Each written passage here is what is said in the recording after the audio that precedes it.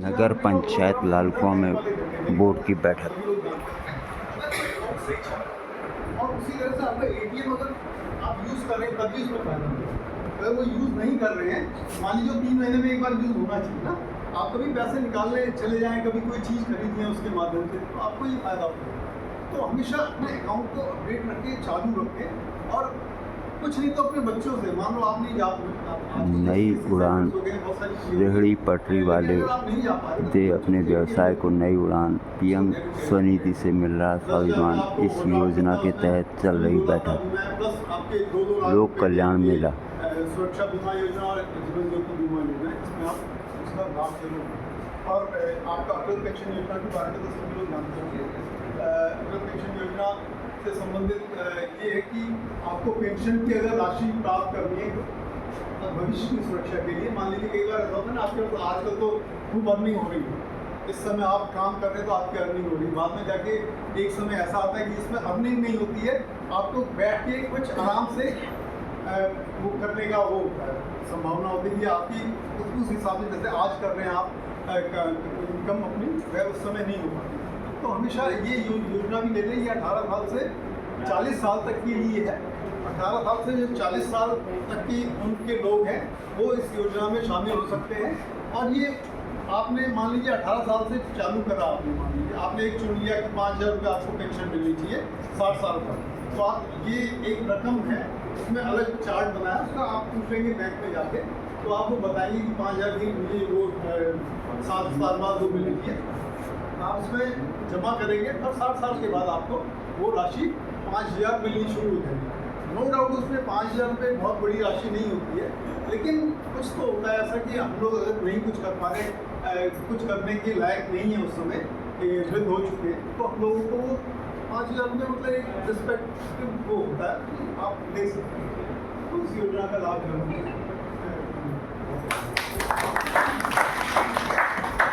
धन्यवाद सर। जैसा कि आप सभी को पता है कि पीएम स्वनिधि योजना जो भारत सरकार ने हमारे वेंडर के लिए लागू करी थी, जिसमें कि 10,000, 20,000 और 50,000 का लोन आपको बैंक द्वारा प्राप्त होता है, लेकिन बीच में इस योजना को बढ़ाने के लिए थोड़ा ब्रेक लगा हुआ था। तो अभी भारत सरकार ने इस योजना का फिर से विस्तार किया है, जो कि 2030 तक है। अब इस योजना के अंतर्गत आपको जो फर्स्ट ट्रंच दी जाती थी 10,000 की, वो 15,000 है, जो सेकंड दी जाती थी वो 25,000 है, और जो थर्ड दी जाती थी वो 50,000 की 50,000 ही है। लेकिन उसके साथ एक इसमें और चीज़ लागू कर दी गई है, जो कि है क्रेडिट कार्ड योजना, जिसके बारे में मैं कैनरा बैंक से आए हुए हमारे सर से चाहूँगी कि वे थोड़ा सा जानकारी दें कि किस तरह से उसका यूज़ कर सकते हैं।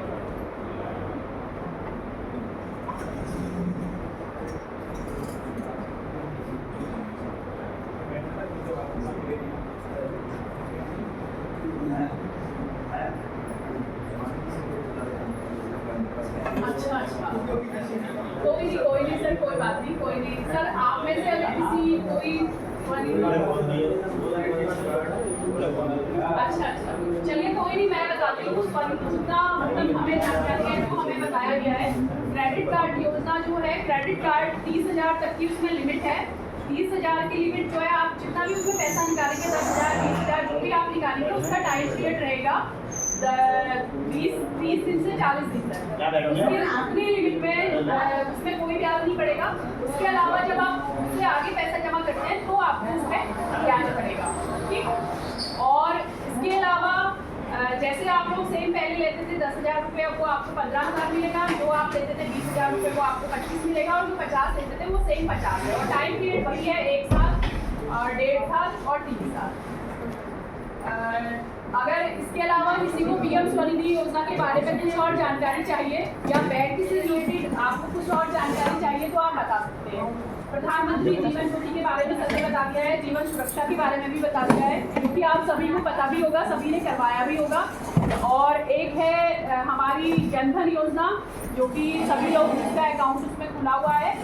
और इसके अलावा सर ने हमें श्रम योगी मानधन योजना के बारे में बताया, जिसमें कि 40 साल की एज तक के लिए हम वैलिड होते हैं। अगर 40 साल से एज ज़्यादा है तो हम उस योजना के लिए वैलिड नहीं है, ठीक। इसके अलावा एक योजना और है इसमें, BOCW, जो कि श्रम विभाग से श्रमिक कार्ड बनाए जाते हैं, जिसमें कि बहुत सारी सुविधाएं मिलती हैं। बच्चों की शादी के लिए मिलता है, बच्चों की पढ़ाई के लिए मिलता है, और इसके अलावा उसमें समय समय पर टूल किट वगैरह भी उनको दी जाती है, जो कि श्रम विभाग के माध्यम से दी जाती है। ठीक। और एक होता है पीएम मातृ वंदन योजना, जो कि स्वास्थ्य विभाग चलाता है, जिसमें कि जो गर्भवती महिलाएं हैं उनको किट दी जाती है, और साथ साथ ही उनके बच्चों के लिए, जो आने वाला बच्चा है उसके लिए भी उसमें ये प्रावधान होता है कि किस तरह से उसको टीके लगाए जाएंगे और किस तरह से उसको हर महीने में आप लोगों ने उसका ध्यान रखना है। ये सारा पीएम मातृ वंदन योजना के अंतर्गत आता है। ये जो मैंने आपको आज बताया कि हमारा जो ये लोक कल्याण मेला है, पीएम स्वनिधि योजना के अंतर्गत लगाया गया है। साथ साथ ही इसमें प्रधानमंत्री आवास योजना और स्वच्छ भारत मिशन, ये सब योजनाएं शामिल हैं। तो प्रधानमंत्री आवास योजना के लिए मैं हमारे अधिकारी जी से आग्रह करूंगी कि वे यहाँ पर सभी को जानकारी दें। धन्यवाद। धन्यवाद मैडम। मेरी आवाज़ आ रही है पीछे तक? चलिए, आज का जो हमारा लोक कल्याण जो मेला लग रहा है, इसमें उपस्थित हमारे बीच में हमारे माननीय अध्यक्ष महोदय, अधिशासी अधिकारी महोदय, बैंक से आए हमारे प्रतिनिधि, हमारे सभासदगण और हमारे सिटी मिशन मैनेजर और जो भी हमारे लाभार्थी हैं। अभी क्योंकि जो लोक कल्याण मेला जो लग रहा है, इसका जो मुख्य रूप से जो उद्देश्य है, थोड़ा सा मैं सर की बात में और मैडम की बात में थोड़ा सा सम्मिश्रण करना चाहूँगा। क्योंकि कितनी बार ऐसा होता है कि हम अपनी जो जानकारी आप तक देने के लिए आते हैं, पता नहीं आप तक कितनी पहुँच पा रही है। थोड़ा सा सर ने पूरा बताया था जानकारी के बारे में, एक आपकी भाषा में थोड़ा सा मैं बताने का प्रयास करूँगा। सरकार का ये उद्देश्य रहा हुआ है कि जैसे मान लिया जब हम पीएम स्वनिधि की हम लोग बात करते हैं, चाहे पीएम स्वनिधि के हमारे लाभार्थी हों, चाहे हमारे यहाँ की जो आम जन है जो इस क्राइटेरिया को फुलफिल करते हैं, तो जो विभिन्न हमारी जो 8 हमारी कल्याणकारी जो योजनाएं चल रही हैं, उसके साथ साथ जैसा मैडम ने बताया कि प्रधानमंत्री आवास योजना हो, स्वच्छ भारत मिशन हो, कोई भी जो योजना है अगर उसका आप लाभ लेना चाहें तो कैसे आप लोग लाभ ले सकते हैं, उसके विषय में जानकारी देने के लिए, जिससे कि हमारे जो यहाँ पर हमारे नगर निकाय के जो हमारे कार्मिक हैं वो उस जानकारी से वेल इक्विप्ड हो जाएं। जो हमारे माननीय जनप्रतिनिधि अभी हमारे यहाँ पर अभी चयनित होकर आए हैं, तो आपको इसकी जानकारी मिल जाए, और जो भी हमारे बाकी और लोगों को अगर जानकारी मिल जाएगी तो अलग अलग फोरम पर हम इसका प्रचार प्रसार हम लोग कर सकते हैं। एक अच्छी बात यह है कि जैसे मान लें यहाँ पे विभाग के लोग आए हुए हैं, हमारे जो है माननीय हमारे सभासद जी हैं, और सभासद जी को मान लिया कोई जानकारी यहाँ से प्राप्त होती है तो अपने वार्ड में जो है जो भी इनके जो है लोग उसको पात्रता को रखते हैं तो उनको उसका बेहतर लाभ लोग दिला सकते हैं। जैसे सर ने एक बात कही, हम जो बात कह रहे हैं कि हमारी जो 8 कल्याणकारी जो योजनाओं का जो लाभ देना है, प्रधानमंत्री आवास पर मैं थोड़ा सा बाद में आता हूँ। जैसे मैडम ने बात कही कि भाई जो आपकी मातृ वंदना जो योजना है, एक बात तो मैडम ने बता दी, उसमें मातृ जो वंदना योजना है, कोई भी अगर गर्भवती महिला है तो गर्भवती महिला को उसकी आपका डिलीवरी से पहले से लेके डिलीवरी के बाद तक उसको क्या क्या मूल जो आपकी सुविधाएं हैं, जैसे कि आपका जच्चा बच्चा दोनों आपके सुरक्षित रहें और आगे को उनको कुछ और बेहतर अपने बच्चों के जो आपके स्वास्थ्य इत्यादि के संबंध में कुछ क्या और हम बेहतर वहाँ उनको हम सुविधाएं दे सकते हैं। मैडम ने बोला कि भाई जैसे मान लिया आपको सब पता है जब आपका कोई महिला अगर फाइनली कंसीव करती है तो उसके बाद जो उसका रजिस्ट्रेशन कराना होता है, सबको पता है? कौन कराता है रजिस्ट्रेशन? पता है किसी को? कोई रजिस्ट्रेशन कराता पता है? नहीं पता है? जैसे आपके क्षेत्र में अगर मान लिया कोई महिला मान लिया कंसीव करती है, जो भी हिंदी में आप जो बोल रहे हैं, मान लिया किसी महिला को पता लगता है कि अब जो है उसको इन फ्यूचर बच्चा होने वाला है, तो कहीं पर उसका पंजीकरण होता है। लाभ तो आप तब ले पाओगे ना जब आपको पता होगा इसका रजिस्ट्रेशन होता है नहीं होता है। किसी को पता नहीं है? आपके क्षेत्र में कोई आशा वर्कर होती हैं? देखिए मतलब मुख्य रूप से आपका जो इसमें जो रजिस्ट्रेशन होता है वो आशा वर्कर या फिर आंगनवाड़ी, शायद दो लोग आपके यहाँ पर उनका रजिस्ट्रेशन होता है। जब तक रजिस्ट्रेशन नहीं होगा तब तक आपको विभाग की जो आपकी मेन जो आपकी सुविधा है उनका लाभ आपको नहीं मिलेगा। एक जो आपका उसका प्रॉपर जो टीकाकरण है, टीकाकरण की आपको जो जानकारी है, आपका एक कार्ड बनता है, उसमें आपने कौन सा टीका ले लिया उसको एक करके लोग टिक करते जाते हैं और आगे को आपको बताते जाते हैं कि आपको पहले कौन कौन से टीके लेने हैं और बाद में कौन कौन से टीके लेने हैं। इसका जो दूसरा लाभ है, जब आपका बच्चा हो जाता है, अगर आपका जो बच्चा हो रहा है तो उसमें आपको 5,000 रुपये का आपको उसमें एक आपको अनुदान धनराशि भी दी जाती है। वो 5,000 रुपये आपको 2 किस्तों में दी जाती है। नंबर 1 बात। अगर आपका दूसरा बच्चा हो रहा है, अगर दूसरा बच्चा अगर आपकी लड़की हो रही है, तब आपको 6,000 रुपये का आपको उसमें और जो है इस योजना के तहत आपको बेनिफिट दिया जाता है। क्या आप लोगों को जानकारी है या नहीं है किसी को जानकारी? देखिए, जब हमको जानकारी होगी ना तभी हम अपनी जो है उसके लिए लाभ लेने के लिए हम लोग जा पाएंगे। जैसे सबने बात की, अगली बात मानता हूँ, जैसे आपका प्रधानमंत्री आपका श्रम योगी मानधन योजना होगी, प्रधानमंत्री सुरक्षा योजना होगी। क्या सबने क्या बताया? मतलब हम जो है जो हमारे खाते से 20 रुपये कट रहे हैं या आपका 436 रुपये कट 436 रुपये कट रहे, तो उसका मतलब क्या है? किसी को पता है कि आपके खाते से कैसे कटते हैं? पता है किसी को हमारे खाते से पैसे कटते हैं? किसी को पता है या नहीं है? किसी के खाते से पैसे कटते हैं, किसी को पता नहीं है। वैसे तो सामान्यतः मुझे लग रहा है बैंक उसको अगर सेविंग खाता होता है ऑटो डिडक्ट कर लेता है। अब इसका मतलब क्या होगा ना, एक आम भाषा में समझिए इसका मतलब क्या है। जब आपके खाते में, सर अगर मैं टेक्निकल आदमी नहीं हूँ, मैं थोड़ा सा भी आपकी भाषा में उसको बताने का प्रयास कर रहा हूँ। अगर मेरे खाते से 20 रुपये साल का कट रहा है, तो उसका मतलब क्या है कि मेरा शायद 1 लाख या 2 लाख का 2 लाख का क्या है कि मेरा एक्सीडेंटल या पूर्ण विकलांगता का जो हमारा बीमा है, हम उसके लिए जो है सुरक्षित हो जाते हैं। भगवान न करे मेरी किसी दुर्घटना में मृत्यु हो जा रही है, या फिर मेरा जो है जिस व्यक्ति का वो खाता है वो पूर्ण रूप से विकलांग हो जाता है, तो उस खाते के माध्यम से उसको आपका क्या होगा, 2 लाख रुपए का उसको बीमा मिलेगा। कभी किसने इसका लाभ लिया है? नहीं लिया होगा। कभी हम जाते ही इसके बाद, सर देखिए वहाँ से यहाँ पर आ रहे हैं, अगर कोई चीज़ हमारे समझ में नहीं आ रही है, ये मेले का मतलब ये नहीं है कि हमको यहाँ पर खाना पूर्ति के लिए हम लोग आ रहे हैं। मेले का मतलब है कि चाहे यहाँ पर 18 लोग हो, 20 लोग हो, 25 लोग हो, अगर हम जो जानकारी देने के लिए आ रहे हैं तो जानकारी आप तक एक्चुअल में वहाँ पर पहुँचती। नंबर 1 बात। नंबर दूसरी बात, शायद जो 436 रुपये वाली जो योजना है वो आपका ऐसा है कि अगर आपका नेचुरल डेथ की शायद होती है तो नेचुरल डेथ के लिए भी आप लोग उसके लिए वो कर लेते हैं। यहाँ पर 20 रुपये कट रहा है, 20 रुपये कटने में तो सिर्फ दुर्घटना के लिए है। शायद दुर्घटना में एक चीज़ और पढ़ा था, मैं नहीं पढ़ा, शायद मैं सही में गलत हूँ, सांप के काटने में भी शायद उसको कवर कराया गया है। कभी भगवान न करे अगर आपको सांप भी काट देता है तो उसमें आप कवर हो जाते हैं। लेकिन अगर आपकी नेचुरल डेथ हो रही है तो उसमें फिर आपका वो बीमा वहाँ पर कवर नहीं होता है। आपका बीमा फिर अगर नेचुरल डेथ का मतलब क्या होता है पता है? तो घर में तो हमारी आम मृत्यु हो जाती है, तो उसमें अगर हमारा 436 रुपये हम लोगों का कट रहा है तो हम जो है आपका 2 लाख रुपए का वहाँ पर भी हमको उसका लाभ उसको मिल सकता है। ये तो जो अभी मैडम ने और जो आपने सर ने जो इसकी बात बताई थी, मुख्य रूप से ये बात थी। इसमें पता नहीं जो आपका श्रम विभाग, अच्छा इसमें एक चीज़ और थी जो सर ने इसमें बताया था, आपका श्रम योगी योजना शायद जो है उसमें वो व्यक्ति शायद कवर हो रहे हैं जिनकी आपकी मासिक इनकम आपका 15,000 रुपये शायद कम होनी थी। कोई व्यक्ति इसमें ऐसा ना हो कि जिसकी 15,000 रुपये मासिक से इनकम आपकी ज़्यादा, तो आपका उससे 15,000 रुपये से आपकी कम आपकी इनकम होनी चाहिए। इसके अलावा और भी बहुत सारी योजनाएं हैं, चाहे आपका जननी सुरक्षा योजना बताई।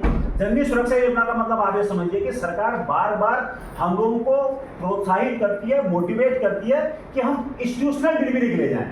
अब इंस्टीट्यूशनल डिलीवरी का मतलब क्या है कि हमारा कितनी बार आपने देखा होगा, अब तो खैर कुछ कम हो रहा है, लेकिन अभी भी यदा कदा कुछ चीज़ें ऐसी सुनने में आती है कि बच्चा जो है क्या बोलते हैं घर में ही आपका डिलीवर कर दिया जाता है। इसका मतलब सरकार आपको जो है आपका प्रोत्साहित कर रही है कि कभी भी जब आपका डिलीवरी हो तो वो आपका अस्पताल में हो, चाहे आपका पीएचसी हो, चाहे आपका सीएचसी हो, चाहे आपका और अस्पताल हो। जब आपकी वहाँ पर डिलीवरी होगी तो उसमें आपका कितनी धनराशि है, शायद मुझे एग्जैक्ट उसकी फिगर तो याद नहीं है, 1500 रुपये है, 3000 रुपये क्या है, हाँ, तो आपको वो धनराशि आपको वहाँ पर से आपको उसमें मिलती है। उसके साथ साथ जिस आशा ने आपका उसमें रजिस्ट्रेशन कराया है उस आशा को भी उसमें पैसे का उसमें प्रावधान किया गया है। ठीक है, ये तो आपकी मोटी मोटी जो योजना बताई गई थी उसके बारे में हो गया। अब मैं अंतिम बात आता हूँ प्रधानमंत्री आवास योजना। पिछली बार भी आया हुआ था। प्रधानमंत्री आवास योजना का मतलब है कि यहाँ पर जो मुख्य रूप से जो नगर निकाय जो काम कर रहा है वो उन लोगों के लिए काम कर रहा है जिसके पास अपनी ज़मीन है, अपना मकान नहीं है। ज़मीन का मतलब, ज़मीन आपका 3-4 प्रकार की ज़मीनें हैं, चाहे मेरी अपनी रजिस्ट्री वाली ज़मीन हो, चाहे मेरी खतौनी वाली ज़मीन हो, चाहे मुझे सरकारी पट्टा उपलब्ध हो, या मान लिया कि अभी पिछली बार जब मैं यहाँ पर नगर पालिका यहाँ पंचायत में आया था तब मुझे पता लगा कि यहाँ पर 35-36 लोगों को सरकार ने, जिला प्रशासन ने उनको कुछ अपना ज़मीन का कुछ अपना स्वामित्व किसी प्रकार से दे दिया है, तो वो लोग उसमें लाभान्वित हो सकते हैं इसमें। लेकिन उस परिवार के किसी सदस्य के नाम पक्का मकान है। अब पक्का मकान नहीं होने का मतलब क्या होता है, मैं, मेरी बीवी, मेरे अविवाहित बच्चे एक परिवार कहलाएगा। मैं हूँ, मेरे 4 बच्चे हैं, 2 बच्चों की शादी हो गई है, 2 की नहीं हुई है। मैं, मेरी बीवी और मेरे 2 विवाहित बच्चे, मेरा एक परिवार कहलाएगा। जिन 2 बेटों की शादी हो गई है वो नया परिवार हो गया। मेरे पास मकान है तो इसका मतलब जो मेरे बेटे की शादी हो गई है वो आपका जो है उसके लिए आवेदन कर सकता है। अभी हम सरकार से ये भी प्रयास कर रहे हैं, वैसे तो हम लोगों ने हल्द्वानी में भी इससे लाभान्वित कर रखा है। मैं माननीय अध्यक्ष महोदय से कहूँगा, क्योंकि मुझे बहुत ज़्यादा यहाँ पर की जानकारी नहीं है, आप लोगों को बहुत बेहतर जानकारी होती है। कोई व्यक्ति अगर आपका जो है लालकुआ नगर निकाय क्षेत्र में रह रहा है, वो यहाँ पर की पूरी पात्रताओं को फुलफिल कर रहा है, लेकिन उसके पास यहाँ पर तो बहुत ज़्यादा पक्की ज़मीन है नहीं। इसके एडजॉइनिंग में अगर बाय द वे उसके पास कहीं पर कोई पक्की ज़मीन है, क्योंकि आप यहाँ पर व्यक्ति रह रहा है, जरूर थोड़ी है कि यहाँ पे ज़मीन खरीदे। उसने पता लगा यहाँ पर से थोड़ा सा दूर पर जाके 200 मीटर 400 मीटर नगर निकाय क्षेत्र से बाहर जाके उसने ज़मीन खरीद रखी है, पक्की ज़मीन है, तो वो व्यक्ति वहाँ पर भी लाभ लेने के लिए हम लोग अभी सरकार से हम लोग बात कर रहे हैं। हल्द्वानी में तो अभी हमने लाभान्वित कर रखा है। हमने हल्द्वानी में, जैसे मान लिया हल्द्वानी में रह रहा है, उसकी ज़मीन लामाचौड़ में है, उसकी ज़मीन जो है गौलापार में ले रखी है, तो हम लोग उसको लाभान्वित कर रहे हैं। हमने कहा कि आप PMAY 2 आ रही है तो हमने सरकार को दोबारा परमिशन के लिए कह रखा है कि हमको दोबारा परमिशन दीजिए कि जो अगर कोई व्यक्ति नगर निकाय क्षेत्र में पात्रता फुलफिल कर रहा है, उसके पास ज़मीन उसके थोड़ा बाहर पर है, तो वहाँ पर ज़मीन मकान बना सकता है। ठीक, नंबर दूसरी बात। नंबर तीसरी बात, उसके परिवार की इनकम 3 लाख रुपए से कम हो। नंबर चौथी बात, उसने पिछले 20 साल में किसी सरकारी आवास योजना का लाभ न लिया हो। ये तो हो गया जो नगर निकाय आपका जो है उसको योजना को चला रही है। इसके अलावा किसी के पास अगर ज़मीन नहीं है, वो पात्रता को फुलफिल कर रहा है, वो 1 सितंबर 2024 से पहले यहाँ रह रहा है, उसके परिवार के नाम पक्का मकान नहीं है, 3 लाख रुपए से कम इनकम है, ये सारे पात्रताओं को फुलफिल कर रहा है, लेकिन ज़मीन नहीं है, तो उसके लिए भी नैनीताल डिस्ट्रिक्ट में रामनगर के पास में तो मकान बन रहे हैं, वो तो आप लोग थोड़ा दूर हो जाएगा। अगर आप चाहें तो सितारगंज के पास में उकरौली एक जगह है, वहाँ पर जो आपका दूसरा विभाग है जिसको हम बोलते हैं ऊडा, उत्तराखंड आवास एवं विकास परिषद, 2 प्रोजेक्ट उसके वहाँ पर हैं, जहाँ पर 1275 मकान एक जगह बन रहे हैं, 900 कुछ मकान एक जगह बन रहे हैं। रुद्रपुर में जो है क्या बोलता है 1875 मकान एक जगह बन रहे हैं। कल की में तो जो हमारे माननीय मुख्यमंत्री और आपकी जो कैबिनेट की बैठक थी, उसका मैंने करीब आपका वो पढ़ा था, उसमें कल उन्होंने कितना 23 या 24 हेक्टेयर ज़मीन दोबारा वहाँ पर और दे दी है, जिसमें कि अगर आपके 1500 मकान वहाँ पर और बन सकते हैं। अगर आप लोग चाहें तो वहाँ के लिए आप लोग आवेदन कर सकते हैं। वहाँ पर आवेदन करने के लिए क्या है, 6 लाख रुपए का मकान है, 3 लाख रुपए सरकार की छूट है, 3 लाख रुपए आप लोगों को वहाँ पर भुगतान करना है। 3 लाख रुपए आपके पास हैं, आप डायरेक्ट जमा कर सकते हैं, नहीं है तो वो लोग आपको बैंक के माध्यम से आपको लोन करवा दे रहे हैं, जिससे कि आपको तो उसको तो पैसा मिल जाएगा, फिर आपका बैंक में हर महीने से आपका क्या होगा, पैसा आपका कटना शुरू हो जाएगा। एक जो आपका प्रधानमंत्री आवास योजना के तहत एक घटक और है, अभी मैं सर से बात भी कर रहा था। अभी बैंकों की मुझे लग रहा है कि इसमें बहुत ज़्यादा उतनी विज्ञता नहीं है, बहुत ज़्यादा पता लगा उसमें उतनी जानकारी नहीं है। सर से मैंने अनुरोध करा कि अगली बार जब आपकी डिस्ट्रिक्ट लेवल की जब मीटिंग होती है तो इस मुद्दे को आप जरूर रखिएगा, क्योंकि स्टेट लेवल में SLBC में लगातार आपका इस चीज़ का चर्चा हो रही है। अगर कोई व्यक्ति है वो नगर निकाय से पैसा नहीं लेना चाहता है, वो मान लिया कि वहाँ पर भी आपका जो है मकान लेना नहीं चाहता है, वो कहता है भाई मुझे बैंक से लोन चाहिए। उसने बैंक से लोन लिया और बैंक से कहा कि भाई मेरा जो लोन होगा वो प्रधानमंत्री आवास योजना के तहत होगा। उसने आपका 10 लाख रुपए का लोन लिया। पिछली बार वाले में प्रधानमंत्री आवास योजना एक के तहत तो 2 लाख रुपए 67,000 रुपये की मैक्सिमम छूट थी, उसको इस बार थोड़ा कम करके 1,80,000 रुपये कर दिया गया है। अगर आपने 10 लाख का लोन लिया, 10 लाख में से आपका 1,80,000 रुपये का आपका उसमें अनुदान के कम हो जाएंगे। आपको जो रेस्ट अमाउंट है, आपको रेस्ट अमाउंट आपको उसमें चुकाना पड़ेगा। इसमें कुछ और टेक्निकल चीज़ है, उसमें नहीं जा रहा हूँ, मकान कितने रुपये का होना चाहिए, लोन कितने रुपये का होना चाहिए, बहुत ज़्यादा टेक्निकल चीज़ पर भी नहीं जा रहा हूँ। मैं वो बात बता रहा हूँ कि जो मोटी मोटी बातें आप लोगों को पता होनी चाहिए। तो इसलिए मेरा आप लोगों से अनुरोध यह है कि अगर आप लोग यहाँ पर आए हैं, हम लोग भी यहाँ पर आए हैं, सब लोग अपना समय दे रहे हैं, तो जो भी आपको यहाँ पर जानकारी यहाँ पर मुहैया कराई जा रही है, आप स्वयं और अपने निकटवर्ती क्षेत्र में कोई व्यक्ति अगर इसके लिए जो है पात्रता रखता है तो उसको हम लोग जरूर लाभान्वित कराने का हम लोग उसको प्रयास करेंगे। ठीक है, किसी के अगर किसी प्रकार के प्रश्न हो तो आप पूछ सकते हैं। ये तो आप लोगों ने मेरी बात सुनी, उसके लिए धन्यवाद।